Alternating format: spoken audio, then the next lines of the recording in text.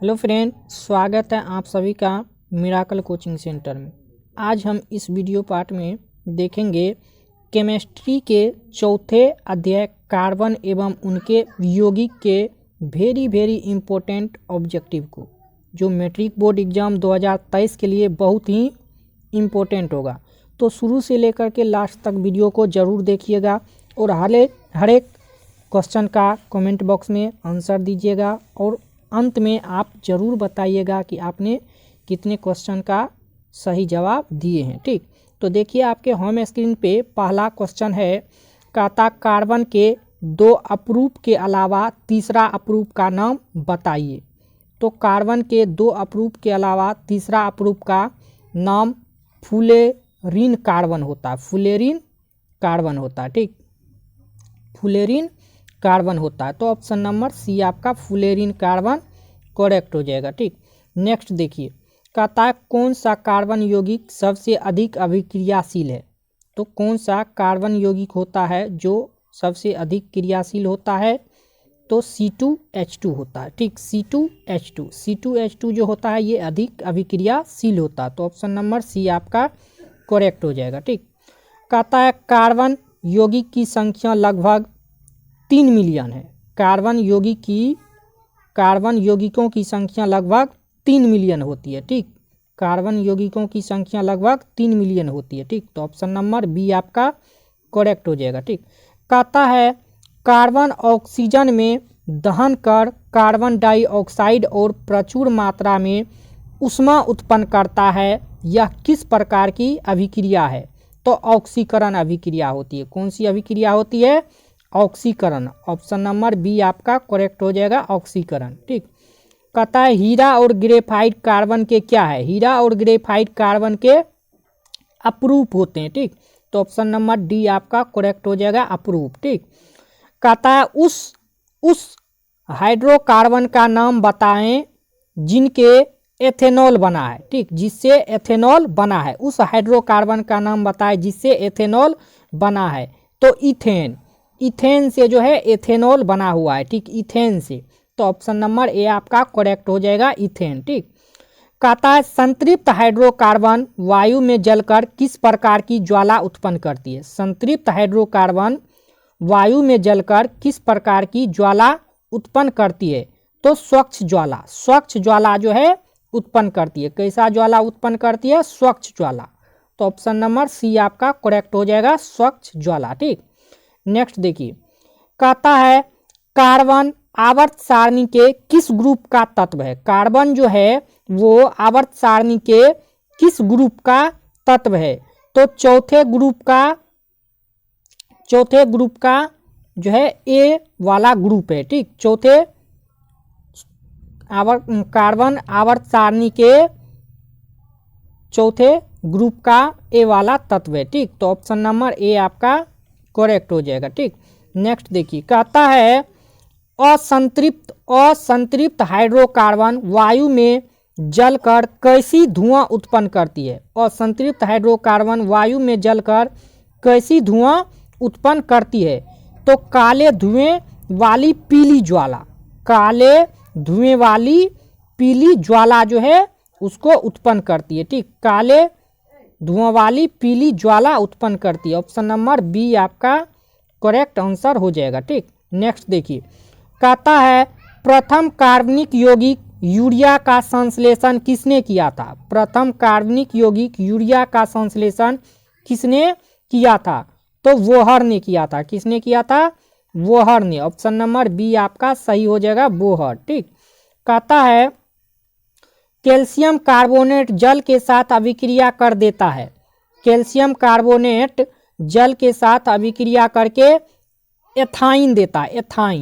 Ethyne देता है। ठीक, एथाइन। ऑप्शन नंबर डी आपका सही हो जाएगा, एथाइन। ठीक, कैल्शियम कार्बाइड जल के साथ अभिक्रिया करके एथाइन देता है। ठीक, कहता है एसेटिक का यूपीएससी नाम है। एसेटिक अम्ल का यूपीएससी नाम होता है एथेनॉल। एथेनोइक अम्ल। ठीक, एसेटिक अम्ल का IUPAC नेम होता है एथेनोइक अम्ल। नोइक अम्ल, ऑप्शन नंबर ए आपका करेक्ट हो जाएगा। ठीक, कहता है ऑक्जेलिक अम्ल का प्राकृतिक स्रोत निम्न में से कौन है। ऑक्जेलिक अम्ल जो होता है, ऑक्जेलिक अम्ल का प्राकृतिक स्रोत निम्न में से कौन है। तो टमाटर। ठीक, प्राकृतिक स्रोत टमाटर होता है। ठीक, क्योंकि टमाटर में ऑक्जेलिक अम्ल पाया जाता है। ठीक, तो ऑप्शन नंबर बी आपका करेक्ट आंसर हो जाएगा। कहता है डैश का प्रक्रियात्मक समूह निम्नलिखित में कौन है। ठीक, तो एल्डिहाइड हो जाएगा। ठीक, एल्डिहाइड यहाँ पे हो जाएगा, ऑप्शन नंबर डी आपका एल्डिहाइड सही हो जाएगा। ठीक, नेक्स्ट देखिए, कहता है C2H2 कार्बनिक यौगिक को एथाइन कहा जाता है। C2H2 कार्बनिक यौगिक को इथाइन कहा जाता है। इसके दो कार्बन परमाणुओं के बीच कितने बंध होते हैं। तो त्रिबंध होते हैं। क्या होते हैं, त्रिबंध होते हैं। ठीक, तो ऑप्शन नंबर ए आपका करेक्ट हो जाएगा, त्रिबंध। ठीक, कहता है CHO अभिक्रिया मूलक को कहते हैं, CHO अभिक्रिया मूलक को कहते हैं एल्डिहाइड। क्या कहा जाता है, एल्डिहाइड कहता है। CHO अभिक्रिया मूलक को एल्डिहाइड कहा जाता है, ऑप्शन नंबर ए सही हो जाएगा, एल्डिहाइड। ठीक, COOH अभिक्रियाशील मूलक को क्या कहते हैं। COOH अभिक्रियाशील मूलक को क्या कहा जाता है, तो अम्ल कहा जाता है। ठीक, COOH अभिक्रियाशील मूलक को अम्ल कहा जाता है। ठीक, तो ऑप्शन नंबर सी सही हो जाएगा, अम्ल। ठीक, कहता है निम्न में कौन समावयवी है। निम्न में कौन समावयवी है। तो C2H5OH और CH3OCH3। ठीक, ये जो है आपको समावयवी है। ठीक, CH2H5OH और CH3OCH3 ये जो है आपको ये समावयवी है। तो ऑप्शन नंबर सी आपका सही हो जाएगा। ठीक, कहता निम्न में कौन सा संयोजी यौगिक है। निम्न में कौन सा संयोजी यौगिक है। तो CH4 जो है ये आपको सहसंयोजी यौगिक है। ठीक, CH4 ये आपको सहसंयोजी यौगिक है, ऑप्शन नंबर ए आपका सही हो जाएगा। ठीक, कहता है निम्न में से कौन सा यौगिक ईंधन के रूप इस्तेमाल किया जा सकता है। निम्न में से कौन सा यौगिक ईंधन के रूप में इस्तेमाल किया जा सकता है। तो एथेनॉल को जो है इसे ईंधन के रूप में इस्तेमाल किया जा सकता है। ठीक, एथेनॉल को, ऑप्शन नंबर ए एथेनॉल आपका करेक्ट हो जाएगा। ठीक, कहता है चीनी का रासायनिक सूत्र क्या है। चीनी का रासायनिक सूत्र क्या होता है। तो चीनी का रासायनिक सूत्र होता है C12H22O11। ठीक, यानी कि C12H22O11 जो है ये आपको चीनी का सूत्र होता है। ठीक, तो ऑप्शन नंबर सी आपका करेक्ट हो जाएगा। ठीक, कहता है ग्लूकोज के एक अणु में ऑक्सीजन के कितने परमाणु होते हैं। ग्लूकोज के एक अणु में ऑक्सीजन के कितने परमाणु होते हैं। तो 6 परमाणु होते हैं। ठीक, कितने परमाणु होते हैं, 6 परमाणु होते हैं, क्योंकि C6H12O6 होता है ग्लूकोज का रासायनिक सूत्र। ठीक, C6H12O6 होता है ग्लूकोज का रासायनिक सूत्र। इसमें ऑक्सीजन की संख्या 6 है। ठीक, इसीलिए ऑप्शन नंबर बी आपका सही हो जाएगा। ठीक, कहता है एक अणुसूत्र परंतु विभिन्न संरचना सूत्र वाले यौगिक कहलाते हैं। एक अणुसूत्र परंतु विभिन्न संरचना सूत्र वाले यौगिक कहलाते हैं समावयवी। क्या कहलाते हैं, समावयवी कहलाते हैं, ऑप्शन नंबर सी आपका सही हो जाएगा, समावयवी। ठीक, कहता है प्रोपेन की आणविक संरचना निम्नलिखित में से कौन है। प्रोपेन की आणविक संरचना निम्नलिखित में से कौन है। तो C3H8 ये जो है आपको प्रोपेन की आणविक संरचना है। ठीक, प्रोपेन की आणविक संरचना C3H8 है। ठीक, तो ऑप्शन नंबर बी आपका सही हो जाएगा। नेक्स्ट देखिए, कहता निम्न में से किस हाइड्रोकार्बन के 3 बंध है। निम्न में से किस हाइड्रोकार्बन के 3 आबंध है। तो C3H4 के 3 आबंध होते हैं, ठीक। C3H4 के 3 आबंध होते हैं। ऑप्शन नंबर सी आपका सही हो जाएगा, ठीक। कहता है हाइड्रोकार्बन कौन है, हाइड्रोकार्बन कौन है, तो हाइड्रोकार्बन C2H12O6 ये जो है आपको हाइड्रोकार्बन है, ठीक। C6H12O6 ये आपको हाइड्रोकार्बन है। ऑप्शन नंबर बी आपका सही हो जाएगा। कहता है कार्बन और हाइड्रोजन से बने यौगिक को कहते हैं, कार्बन और हाइड्रोजन से बने यौगिक को कहते हैं हाइड्रोकार्बन कहा जाता है, ठीक। कार्बन और हाइड्रोजन से बने यौगिक को हाइड्रोकार्बन कहा जाता है, ठीक। तो ऑप्शन नंबर सी आपका हाइड्रोकार्बन सही हो जाएगा, ठीक। कहता है दोहरे आबंध वाले हाइड्रोकार्बन को कहते हैं, दोहरे आबंध वाले हाइड्रोकार्बन को कहते हैं एल्कीन, दोहरे आबंध वाले हाइड्रोकार्बन को कहा जाता है एल्कीन, ठीक। दोहरे आबंध वाले जो रहता है उसको एल्कीन कहा जाता है। ऑप्शन नंबर ए आपका सही हो जाएगा, एल्कीन। कहता है कार्बन क्या है, कार्बन अधातु होता है, कार्बन क्या होता है, अधातु होता है, ठीक। कार्बन अधातु होता है। ऑप्शन नंबर बी सही हो जाएगा। कहता है निम्न में कौन कार्बन के अपरूप है, निम्न में कौन कार्बन के अपरूप है, तो हीरा, ग्रेफाइट, फ्लोरीन ये सभी जो है आपको कार्बन के अपरूप होते हैं। हीरा, ग्रेफाइट, फ्लोरीन ये कार्बन के अपरूप होते हैं, तो सभी सही हो जाएगा। ऑप्शन नंबर डी, ठीक। कहता है प्रोपेनेल, प्रोपेनेल यानी C3H5CHO में कौन सा प्रक्रियात्मक समूह है, प्रक्रियात्मक समूह है, तो इसमें जो है एल्डिहाइड समूह जो है, एल्डिहाइड ये जो है आपको प्रोपेनेल में ये प्रक्रियात्मक समूह है, ठीक। एल्डिहाइड समूह, तो ऑप्शन नंबर ए आपका करेक्ट हो जाएगा, ठीक। नेक्स्ट देखिए, कहता है यौगिकों की ऐसी श्रृंखला, यौगिकों की ऐसी श्रृंखला जिसमें कार्बन श्रृंखला में स्थित हाइड्रोजन को एक ही प्रकार का प्रक्रियात्मक समूह प्रतिस्थापित करता है उसे कहा जाता है समजातीय श्रेणी, उसे कहा जाता है समजातीय श्रेणी, ठीक। तो ऑप्शन नंबर बी आपका करेक्ट हो जाएगा, समजातीय श्रेणी, ठीक। कहता है संतृप्त यौगिक में, संतृप्त यौगिक में एकल बंधन होते हैं, संतृप्त यौगिक में एकल बंधन होते हैं, ठीक। एकल बंधन होते हैं संतृप्त यौगिक में, ठीक। तो ऑप्शन नंबर सी आपका करेक्ट हो जाएगा।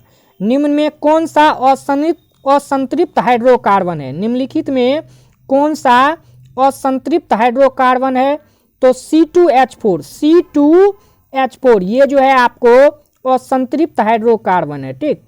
C2H4 असंतृप्त हाइड्रोकार्बन है, ठीक। कहता है कार्बोनिल ग्रुप प्रतिकारक कौन है, कार्बोनिल ग्रुप का प्रतिकारक कौन है, तो COOH जो होता है ये आपको प्रतिकारक कार्बोनिक का ग्रुप होता है, ठीक। तो ऑप्शन नंबर सी आपका सही हो जाएगा, COOH, ठीक।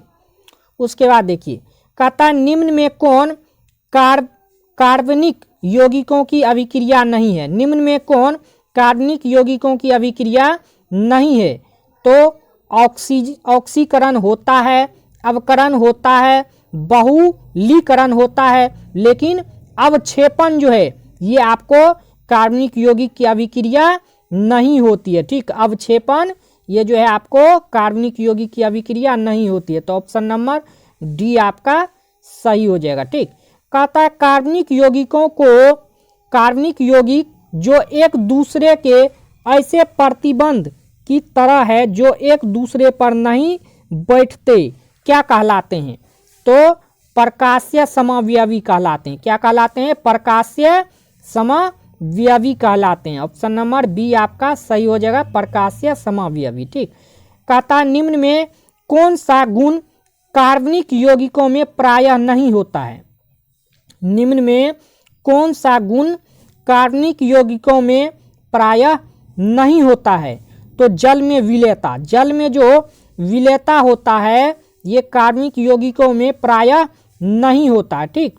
जल में विलेयता, तो ऑप्शन नंबर ए आपका करेक्ट हो जाएगा, जल में विलेयता। ठीक, नेक्स्ट क्वेश्चन देखिए, कहता है कार्बनिक यौगिकों में तत्वों के बीच कैसा आबंध होता है।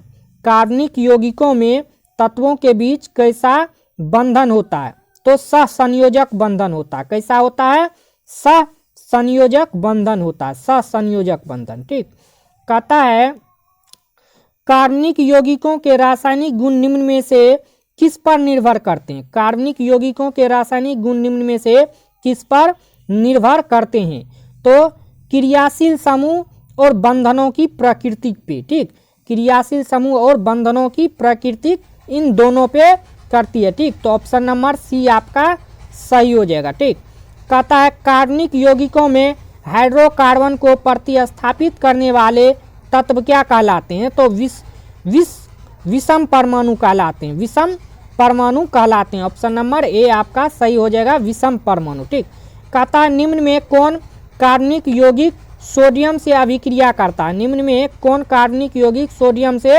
अभिक्रिया करता है, तो एथेनॉल, एथेनॉल करता है। ठीक, ऑप्शन नंबर ए आपका सही हो जाएगा, एथेनॉल। ठीक, नेक्स्ट देखिए, कहता है कार्बन परमाणुओं की परस्पर जुड़कर बड़ा श्रृंखला बनाने की प्रवृत्ति क्या कहलाती है। कार्बन परमाणुओं की परस्पर जुड़कर बड़ा श्रृंखला बनाने की प्रकृति क्या कहलाती है, तो श्रृंखलन कहलाती है। क्या कहलाती है, श्रृंखलन। तो ऑप्शन नंबर ए आपका सही हो जाएगा, श्रृंखलन। ठीक, कहता है कार्बन एक अद्वितीय परमाणु है क्योंकि, कार्बन एक अद्वितीय परमाणु है क्योंकि इनके यौगिकों की संख्या सर्वाधिक है, इनके परम लंबी श्रृंखला में बनते हैं। जंतु और पेड़ पौधे मुख्यतः कार्बनिक यौगिकों से बने होते हैं। ठीक, ये सभी कारणों से कार्बन एक अद्वितीय परमाणु है। ठीक, तो ऑप्शन नंबर डी आपका सब सही हो जाएगा। ठीक, नेक्स्ट देखिए, कहता है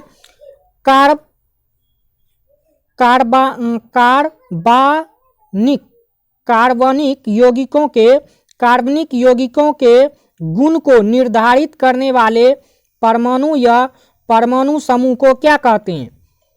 कार्बनिक यौगिकों के गुण को निर्धारित करने वाले परमाणु या परमाणु समूह को क्या कहा जाता है, तो क्रियाशील मूलक कहा जाता है। ठीक, क्रियाशील मूलक, ऑप्शन नंबर ए आपका सही हो जाएगा, क्रियाशील मूलक। ठीक, कहता है कार्बन यौगिकों की संख्या इतनी बड़ी क्यों है। कार्बनिक यौगिकों की संख्या इतनी बड़ी क्यों है, तो सहसंयोजक बंधन की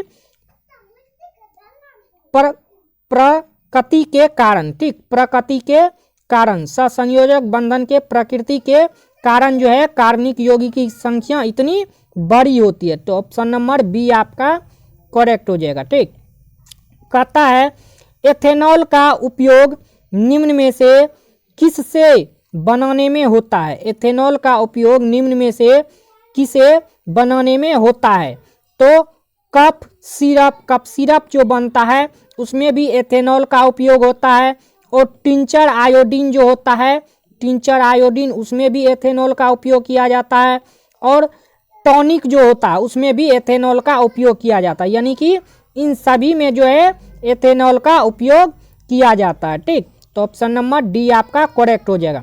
कहता है एथेनॉल सोडियम से अभिक्रिया कर कौन सा गैस बनाता है।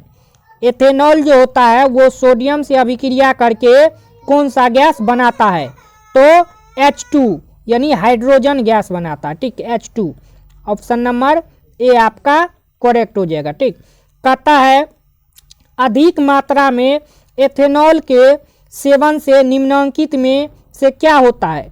अधिक मात्रा में एथेनॉल के सेवन से निम्नलिखित में से क्या होता है, तो उपापचय प्रक्रिया प्रभावित होती है, केंद्रीय तंत्रिका कमजोर हो जाती है, भाव शून्यता आती है, ये सभी सत्य है। ठीक, ये सभी आती है। ठीक, अधिक एथेनॉल सेवन करने से ये सभी होता है। ठीक, तो ऑप्शन नंबर डी आपका करेक्ट हो जाएगा। ठीक, कहता है सूर्य के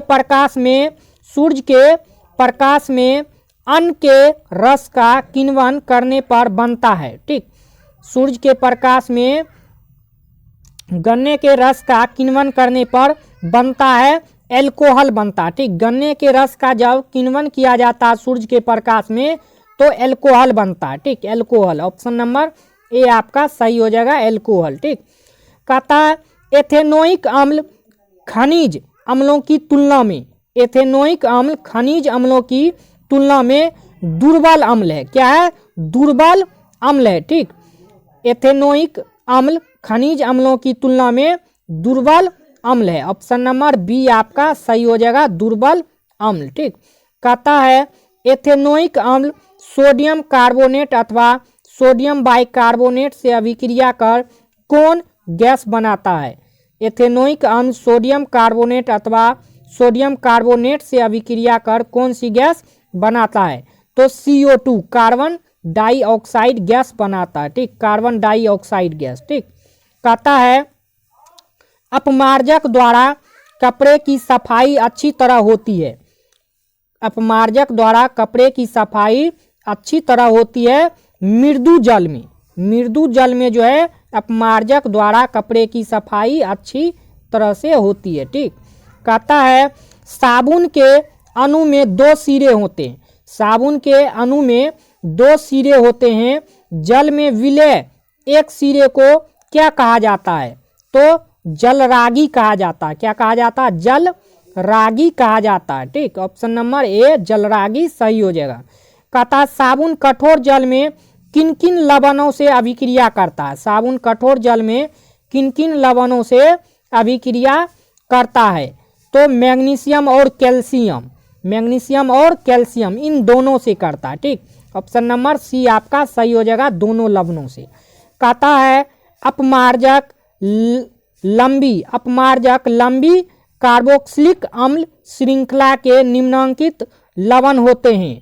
तो सल्फेट लवण और अमोनियम लवण, ये अमोनियम लवण और सल्फोनेट लवण ये दोनों होते हैं। ठीक, अमोनियम लवण और सल्फोनेट लवण बी एवं सी ये दोनों होते हैं। ठीक, अमोनियम लवण और सल्फोनेट लवण, तो ऑप्शन नंबर डी आपका करेक्ट हो जाएगा, बी और सी दोनों। ठीक, कहता है अपमार्जक से बनाए जाते हैं, अपमार्जक से क्या बनाए जाते हैं? तो अपमार्जक से शैम्पू बनाया जाता है, इजी सर्फ बनाया जाता है, सर्फ एक्सल बनाया जाता है, अपमार्जक से ये सभी बनाया जाता है। ठीक, तो ऑप्शन नंबर डी सभी करेक्ट हो जाएगा। ठीक, कहता है साबुन का आयनिक भाग जल में घुलता है लेकिन कार्बन श्रृंखला भाग किस चीज में घुलेगा? कार्बन का आयनिक भाग जल में घुलता है लेकिन कार्बन श्रृंखला का भाग किस चीज में घुलेगा? तो तेल में। किस में घुलेगा? तेल में, ऑप्शन नंबर ए आपका सही हो जाएगा, तेल में। कहता है साबुन के अणु लंबी श्रृंखला वाले कार्बोक्सिलिक अम्लों के कौन से लवण होते हैं? साबुन के अणु लंबी श्रृंखला वाले कार्बोक्सिलिक अम्लों के कौन से लवण होते हैं? तो सोडियम और पोटेशियम लवण होते हैं, सोडियम और पोटेशियम ये दोनों लवण होते हैं। ठीक, ए एवं बी दोनों। ठीक, तो ऑप्शन नंबर सी ए एवं बी दोनों सही हो जाएगा। ठीक, कहता है मेथिल एल्कोहल CH3OH का IUPAC नाम क्या है? ठीक, मेथिल एल्कोहल CH3OH का IUPAC नेम मेथेनॉल होता है। क्या होता है? मेथेनॉल होता है। ठीक, ऑप्शन नंबर ए आपका सही हो जाएगा, मेथेनॉल। कहता है प्रोपिल एल्कोहल C8H7OH का IUPAC नाम क्या है? प्रोपिल एल्कोहल का IUPAC नेम क्या होता है? तो प्रोपेनॉल होता है। क्या होता है? प्रोपेनॉल होता है। ठीक, प्रोपेनॉल, ऑप्शन नंबर बी आपका सही हो जाएगा, प्रोपेनॉल। ठीक, कहता है एसिटिलीन, एसिटिलीन C2H2 का IUPAC नाम क्या होता है? C2H2 यानी एसिटिलीन का IUPAC नाम क्या होता है? इथाइन होता है। क्या होता है? एथाइन होता है। एथाइन, एथाइन, ठीक। ऑप्शन नंबर सी आपका सही हो जाएगा, एथाइन, ठीक। C2H2 को एथाइन कहा जाता है। कहता है डाइमिथाइल ईथर, डाइमिथाइल ईथर यानी C2H6O का IUPAC नाम क्या है? तो मिथॉक्सी मीथेन है, मिथॉक्सी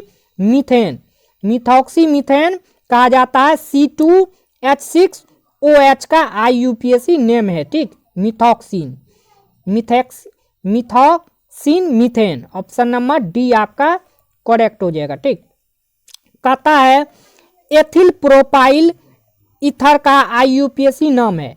एथिल प्रोपाइल ईथर का IUPAC नाम होता है एथॉक्सीप्रोपेन, एथॉक्सीप्रोपेन होता है, एथॉक्सीप्रोपेन, ऑप्शन नंबर सी आपका सही हो जाएगा, एथॉक्सीप्रोपेन, ठीक।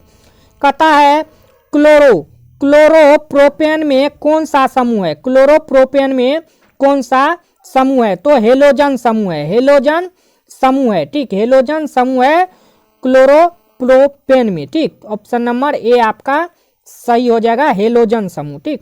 कहता है निम्नलिखित में कौन सा युग्म समावयवियों को व्यक्त करता है? निम्नलिखित में कौन सा युग्म समावयवियों को व्यक्त करता है? तो C2H5OH और CH3OH एकल आबंध है CH3 में, ठीक। तो ये आपको जो है दर्शाता है समावयवियों को, ठीक, व्यक्त करता है युग्म को। तो ऑप्शन नंबर सी आपका सही हो जाएगा, C2H5OH और CH3OH CH3, ठीक। कहता है सामान्य सूत्र CnH2n वाले यौगिक को कहते हैं। सामान्य सूत्र CnH2n वाले यौगिक को एल्कीन कहा जाता है, एल्कीन, एल्कीन कहा जाता है CnH2n वाले यौगिक को, ठीक। ऑप्शन नंबर ए सही हो जाएगा, एल्कीन, ठीक। कहता है एल्कोहल का सामान्य सूत्र होता है, एल्कोहल का सामान्य सूत्र होता है CnH2n+1OH, CnH2n+1OH, ये जो होता है एल्कोहल का सामान्य सूत्र होता है, ठीक। एल्कोहल का सामान्य सूत्र, तो ऑप्शन नंबर ए आपका सही हो जाएगा, ठीक। नेक्स्ट देखिए, कहता है प्रयोगशाला में संश्लेषित पहला कार्बनिक यौगिक निम्न में से कौन सा है? प्रयोगशाला में संश्लेषित पहला कार्बनिक यौगिक निम्न में से कौन सा है? तो यूरिया है। कौन सा है? यूरिया, ऑप्शन नंबर बी आपका सही हो जाएगा, यूरिया, ठीक। नेक्स्ट एंड लास्ट क्वेश्चन आपके होम स्क्रीन पे है, ठीक। और इनसे आगे का ऑब्जेक्टिव आपको वीडियो पार्ट 2 में कराएंगे। तो जो भी साथी लोग चैनल में नए थे, चैनल को सब्सक्राइब कीजिए और वीडियो को लाइक शेयर करना मत भूलिए, ठीक। और कमेंट में जल्दी बताइए कि आपने अभी तक कितने ऑब्जेक्टिव का सही जवाब दिए हैं, ठीक। और कितने ऑब्जेक्टिव आप पहले से इसमें से कितने क्वेश्चन का आंसर जानते थे, ठीक। तो देखिए, कहता है नेक्स्ट एंड लास्ट क्वेश्चन, चीनी के किण्वन से क्या बनता है? चीनी के किण्वन से क्या बनता है? तो एथेनॉल बनता है, एथेनॉल बनता है, ठीक। एथेनॉल, चीनी के किण्वन से क्या बनता है? एथेनॉल, ऑप्शन नंबर ए आपका करेक्ट हो जाएगा, एथेनॉल, ठीक। तो नेक्स्ट वीडियो पार्ट में हम मिलते हैं। आज के लिए इतना ही। जय हिंद, वंदे मातरम।